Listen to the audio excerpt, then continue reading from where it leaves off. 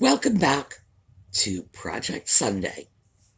We have two projects today. We have our main project, and we're going to do a little follow-up on a previous project. So, when we come back, we are going to take a look at how to turn just about anything into a brooch. So, we'll see you in a minute.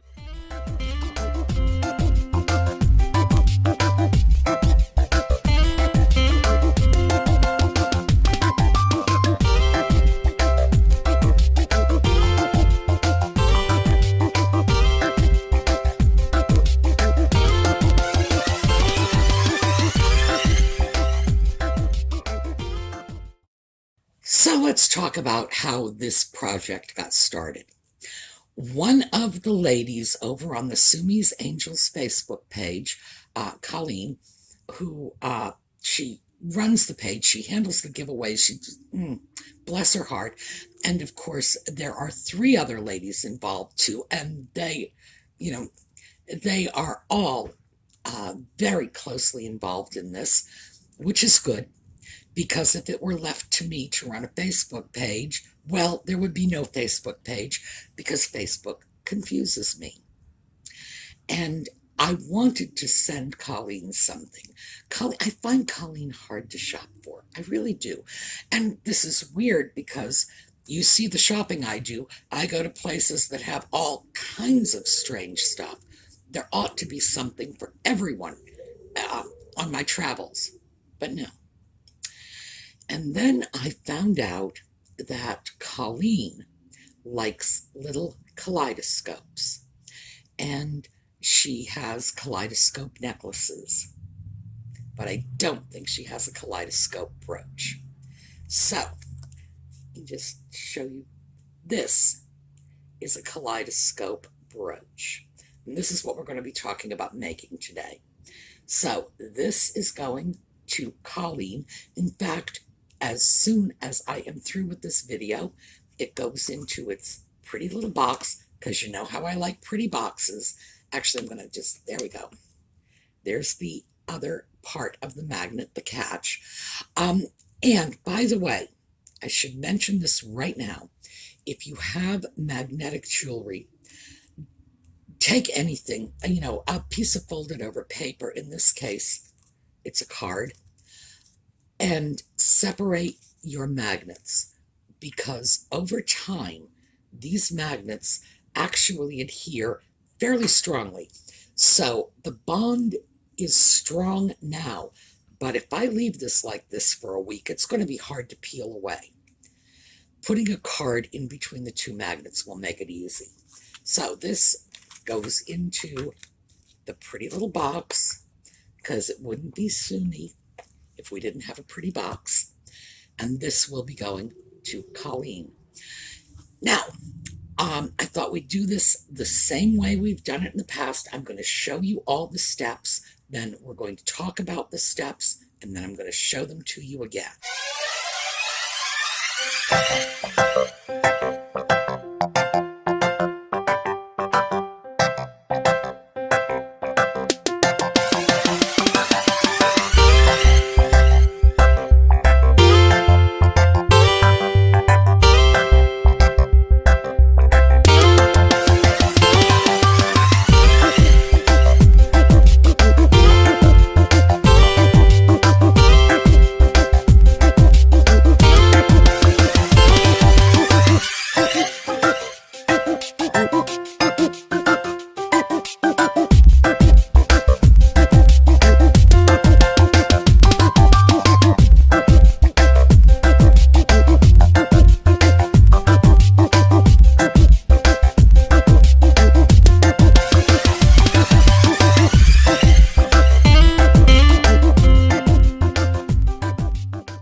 Okay, the first thing I did was I wanted to find a kaleidoscope.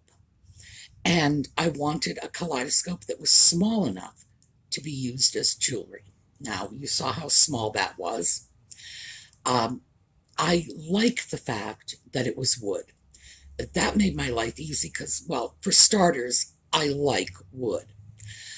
when I was deciding what to do with the piece, the first thing I did was flipped it around. Let me take it out of here. Flipped it around in my hands to find the most attractive grain.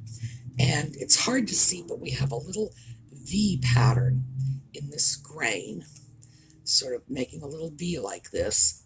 And I thought that was the prettiest, and that would be the part that I would want to be the front of the piece. Now, keep in mind, you can do this with almost anything. That's the great thing about this project. I have a little wood kaleidoscope here. You could make a piece of jewelry out of a stuffed toy mouse, for example. You know, almost anything. I'm like, seriously, almost anything. So once I laid out my kaleidoscope and determined which portion of it was going to be the front, flipped it over. I didn't show you this part. This was my bad. I showed you the equipment I used, but I just completely forgot to photograph.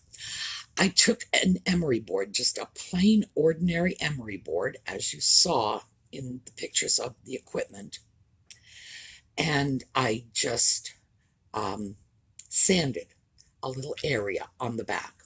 I did that because I wanted to rough up the wood surface, give the glue something to sort of grab onto, and that was step number one. The glue I used was E6000 to get a good solid bond, but I also used hot glue. And once I got my little magnet, I'm going to take this apart and show you again. Once I got the magnet in place, and as you can see, it's not in the center. I chose the center of gravity of this piece rather than the actual physical center. And you can do that, just, it takes a while, but you balance it on, yeah, there we go. Balance it on your finger, and that will show you pretty much where the center of gravity is. Just move it till it stays put. For a piece like this, because it's not symmetrical, it just makes a little more sense. So the magnet is glued with E6000 right across the center. But because the magnet is flat and the kaleidoscope is round, there's a gap on the sides. That's where the hot glue comes in. I wanted to do this for two reasons. One, I actually think it will help the hold on this, but also I did not want a nice edge that you could poke into and pull the magnet off by accident. I wanted to fill that in a little. So that's where the hot glue comes in. And honestly, that is just about all you have to do. Glue the magnet on. And then, of course, you have the other magnet. And I showed you these magnets the last time we worked with them. I guess I had that backwards.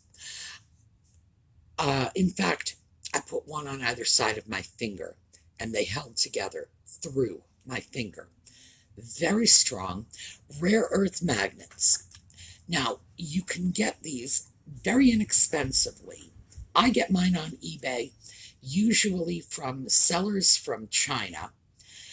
And I believe I paid less than $20 for 50 magnets when I got them, because jewelry magnets are very small. And this is like maybe, what, 3/4 of an inch? I'm going to say that's about 3/4 of an inch by maybe 3/8 of an inch. And the smaller they are, the less expensive they are. So magnets to make a piece of jewelry, a set of two, you can probably get them for less than $1 for the set if you buy them in large quantities. And of course, once you start making jewelry like this, you're going to make more. So you might as well get them in large quantities. I started doing this because I like vintage jewelry. And the problem with vintage jewelry is old jewelry pins. Very often the pins will become distorted. Um, and by the way, if you get an old brooch, first thing you need to do with that is take emery paper and clean off that pin very carefully. Never just stick it into your clothing willy-nilly. And once you've cleaned off that pin, blunt the tip. Because if you leave that tip super sharp, it can go through a thread. If you round it off a little, it will go between the threads. If it goes through the threads, it'll make pulls and runs and all kinds of very unattractive little messes like that on your nice clothing. And this is just a trick you pick up from sewing, because the needles you use on very fine fabrics have tiny little bits of like plastic on the ends. They're coated so that the needle is not sharp. It's rounded so it doesn't destroy the fabric. So just keep that in mind. The fact is, if it's not a very valuable older piece, I would say the easiest solution is just take the pin back off. There are many, many ways you can do that. Sometimes you can just take it off with kitchen shears, because very often the material is quite thin. Or you can take your Dremel, your high-speed rotary tool, Dremel's brand name, high-speed rotary tool, and the cutoff wheel, and remove it, and then just replace it with magnets. It's the smart thing to do, because especially with older jewelry pieces, sometimes those pins can be a ragged mess, and they really can destroy your clothing. So I tend to get these magnets in fairly large quantities, and I can make anything into a brooch. This, and frankly, this is a good example of anything. A wooden kaleidoscope. You can do this with, for example, if you sculpt in polymer clay, just get yourself a nice flat back, glue a magnet on it. It's a brooch. You can take a pair of earrings, or even a single earring, glue a magnet on the back. It's a brooch. It's very, very easy to turn anything, and absolutely anything. Like I say, if I can do it with a little kaleidoscope, you can do it with just about anything out there. So let's take a look at this one more time. So now that I've explained, you can see. And I should also tell you, the entire project was really only a few minutes. It really is as easy as it sounds. So let's take another look.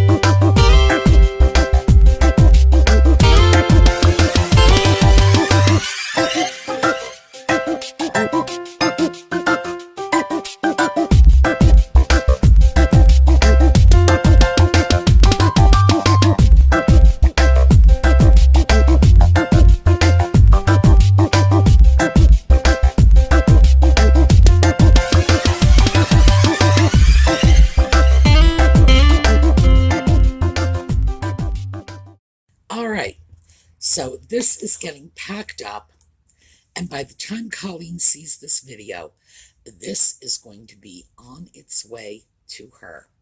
And I'm hoping that because it's a one-of-a-kind piece, And because kaleidoscopes apparently don't come in brooch form, she'll be the only person on the planet who has one of these until the rest of you see this video and you can start making them. Oh, and do keep in mind, this can also be used as a commercial craft. In other words, you find some interesting jewelry findings, you glue magnets on the back of them. Don't think you won't be able to sell them, because you certainly will. People like interesting jewelry.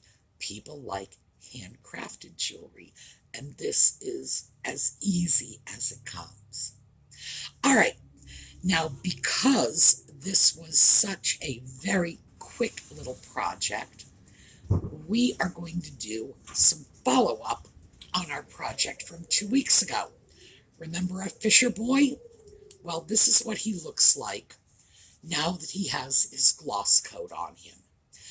Now, I don't mind that it's quite this glossy. I had hoped for a little less, but because I have no idea where the new owner is going to display him, I wanted to make sure he could live on a porch, he could live in the garden, he can go anywhere now that he's got his top coat on.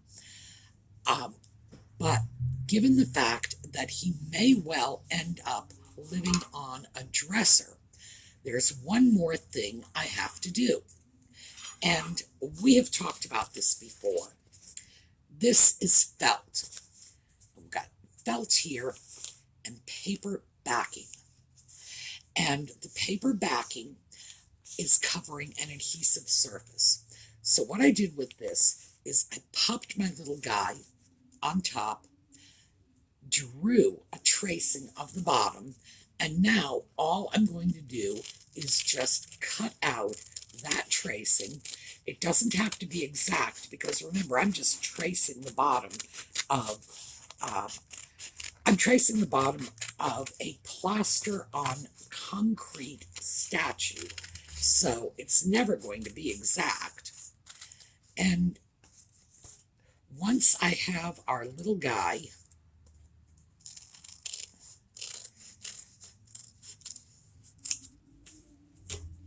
here's his bottom, all I have to do is peel off the backing, and this is actually fairly easy.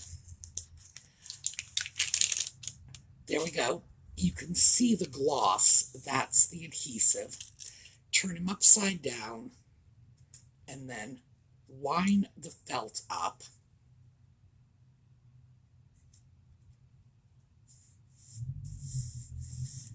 There. Now, I'm going to have to go around this because, as I said, tracing on paper is not exact. I'm going to have to go around, do a little bit of trimming so that the felt isn't showing. But now he can be put on a tabletop. And if the new owner wants to put him outside, all you have to do is just grab an end and peel it off, and you're good to go. Also, some of you had asked me about his fishing pole, and here we go. This is the original rusted metal rod that was his fishing pole. I have left it as is, rusty metal, simply because I thought it looked authentic. I have top coated it, and originally it had a wire that was representing the fishing line. I am going to include the wire when he goes to his new home, but if it were me, I think I would just string a little twine on it. That wire strikes me as dangerous, this piece of wire floating around there. But anyway, this is what our little guy looks like, and he too is going out shortly. Sorry about that brief interruption. We just had an ambulance go by, very loud. There is a horse farm about a half a mile north of me, And whenever there is an accident, they give riding lessons to small children. Whenever there is an accident and a child is involved, they have to call an ambulance. So the weather gets good, and ambulances are going up and down the street like crazy, even for something as minor as a skinned knee. All right, so now that I've explained my little interruption there, I can't continue discussing our little Fisher boy without mentioning that 2 weeks ago, when I aired the project, the restoration project, there had been a comment, and we're going to have to deal with it. The fact is that someone had written in accusing me of profiting from racist memorabilia. Well, for those of you who have followed the project from the beginning, and the beginning was a few months ago when I saw this battered and re-glued Fisher boy at Bedford Antiques, and said, okay, this is a racially offensive item and I'm walking away from it. I was contacted later by a collector of Black Americana who wanted the item and asked if I would be willing to purchase it for him and do the restoration, because it is a good restoration project. So, in fact, there's no profiting from this. The purchase was at his request. He is a legitimate collector. He is a person of color, by the way. And as far as I'm concerned, he is a man reclaiming his cultural history. If he wants the item and doesn't consider it racist, who am I to say differently? I'm really, if he is not offended by it, how can I be offended on his behalf? That would be remarkably white of me. So we have to walk away from that. Whether or not an item is inherently racially offensive depends a lot on context. Our little boy is going into a home where there will be items that many of us might consider offensive. Frankly, from what I have seen of his new owner's collection, no, the items are gorgeous. They're just breathtakingly beautiful in some cases. So these are not items I would ever consider offensive, and I would be rather disturbed if anyone said to me, oh, that image of a beautiful African woman is offensive to me. Why? If an image of a beautiful Northern European woman wouldn't strike you as offensive, why would an image of a beautiful African woman seem offensive? I don't get it. But the fact is, I don't always get any of these issues because I'm white. I know you were wondering about that, weren't you? I've never been on the wrong end of that kind of racism. So who am I to speak on it? It would be highly presumptuous of me to say, well, we've got to get rid of this stuff or whatever. If someone wishes to repatriate the objects that are relevant to their cultural history, so be it. I have seen a number of items that I would consider culturally offensive, but no one else seems to, so I have to step away and say, boy, am I overreacting? Let me give you an example. Very often, little images of red-haired leprechauns. It's like, are these intended as insults to Irish people? I don't know. I'm not Irish, Perhaps I would find something like that very offensive if I were Irish. Um, but I guess the thing is, context is what does it. If I took our little fisher boy, stuck him out in my front yard under a Confederate flag, I think there would be very few people who would be in doubt about the message I was attempting to convey. If he goes into a home where these items are respectfully collected, well, the context is entirely different. And the message I would be conveying by combining the little boy with a Confederate flag is very different from the message that a collector of Black Americana is conveying. And as I've mentioned in previous videos, I have known collectors of Black Americana, in particular professors of Black studies who keep them as teaching aids. This is legitimate. It is a legitimate field of education, a legitimate field of collection, as long as it's done for the right reasons. And again, that's all contextual. But I guess the message I'm trying to convey is it never behooves us to just jump automatically to conclusions, because when something happens, for example, somebody says, you shouldn't deal in these items, this is inherently racist and it's wrong of you to participate in any way. Well, by limiting my participation in these transactions, it also serves to limit the availability of these items for legitimate collectors. No two ways around that. If people are so inhibited about selling these items that they will not traffic in them at all, regardless of where they're going or what that context is, then the people who are attempting to repatriate their own cultural patrimony are seeing fewer and fewer avenues through which they can do it. The new owner of our Fisher Boy had written me a note apologizing. But is that incredible? I mean, he's apologizing because he felt he brought condemnation on me.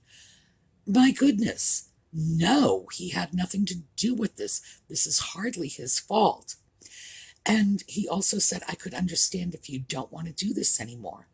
No, I am not going to cut myself off as a potential source for him and his collectibles simply because somebody is misunderstanding. So let me be 100% clear.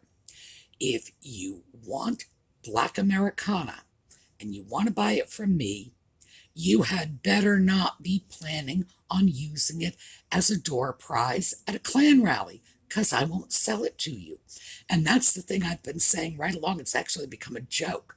No, you're a Klansman, you don't get it. I'm sorry. That's it. But I'm not going to stop assisting legitimate collectors. And if it's project worthy, then I'm going to do a project. I'm going to share it with you. And you can take this information and apply it to whatever project you have in mind. And, we're all just going to have to agree that it's not for us to decide what does or does not offend someone else. Because remember, overreacting to potential offense can do as much harm as underreacting to potential offense. I have no idea what some people will consider racially or ethnically offensive.